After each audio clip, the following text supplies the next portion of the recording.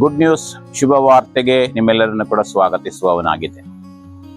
ಈ ದಿನದ ವಾಕ್ಯ ಭಾಗಕ್ಕಾಗಿ 1 ಥೆಸಲೋನಿಕ 4ನೇ ಅಧ್ಯಾಯ 3ನೇ ವಚನವನ್ನ ತೆಗೆದುಕೊಂಡವರಾಗಿದ್ದೇವೆ.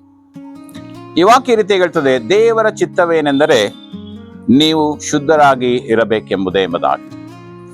ಪ್ರಿಯರೇ, ಈ ವಾಕ್ಯ ನಮ್ಮನ್ನು ಎಚ್ಚರಿಸುವ ಹಾಗೆ ದೇವರ ವಾಕ್ಯ ಕೂಡ ಹೇಳ್ತದೆ, ನಾನು ಪರಿಶುದ್ಧನಾಗಿರುವ ಪ್ರಕಾರವೇ ನೀವು ಕೂಡ ಪರಿಶುದ್ಧರಾಗಿ ಇರಬೇಕು ಎಂಬುದಾಗಿ.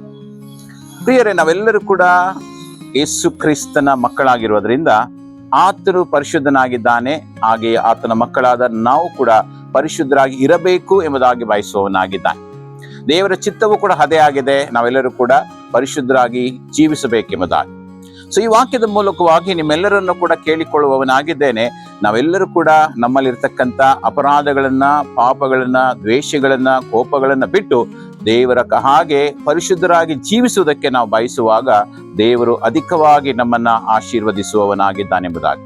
ಹಾಗಾಗಿ ನಮ್ಮ ಈ ಲೋಕದಲ್ಲಿರ್ತಕ್ಕಂಥ ಎಲ್ಲ ಪಾಪಗಳನ್ನ ಬಿಟ್ಟು ಕ್ರಿಸ್ತನಿಗಾಗಿ ನಾವು ಜೀವಿಸೋಣ. ದೇವರು ತಾನೇ ವಾಕ್ಯಗಳ ಮೂಲಕವಾಗಿ ನಿಮ್ಮನ್ನ ಆಶೀರ್ವದಿಸಲಿ. ಪ್ರಾರ್ಥನೆ ಮಾಡಿಕೊಳ್ಳೋಣ. ತಂದೆಯಾದ ದೇವರೇ, ಈ ಒಂದು ಸಂಚಿಕೆಯನ್ನು ನೋಡುತ್ತಿರುವಂತ ಎಲ್ಲ ಮಕ್ಕಳನ್ನ ನೀನು ಮುಟ್ಟಬೇಕು. ಈ ವಾಕ್ಯ ಹೇಳುವ ಹಾಗೆ ನಿನ್ನ ಚಿತ್ತವೇನಾಗಿದೆ ಎಂಬುದಾಗಿ ನೋಡುವಾಗ ನಾವೆಲ್ಲರೂ ಕೂಡ ಪರಿಶುದ್ಧರಾಗಿ ಇರಬೇಕೆಂಬುದಾಗಿ. ಹೌದು ಕರ್ತನೆ, ನಮ್ಮಲ್ಲಿರ್ತಕ್ಕಂಥ ದ್ವೇಷ, ನಮ್ಮಲ್ಲಿರ್ತಕ್ಕಂಥ ಕೋಪಗಳನ್ನ ತೆಗೆದು ಹಾಕಿ ಪರಿಶುದ್ಧರಾಗಿ ಜೀವಿಸುವುದಕ್ಕೆ ನಮಗೆ ಸಹಾಯ ಮಾಡಬೇಕು. ನೀನು ತಾನೇ ಈ ಒಂದು ಪ್ರಾರ್ಥನೆಯನ್ನ ಕೇಳಿ ಬಿಡುಗಡೆಯನ್ನು ಕೊಟ್ಟು ನಡೆಸು. ನೀನು ಮಹಿಮೆ ಹೊಂದಿಕೋ.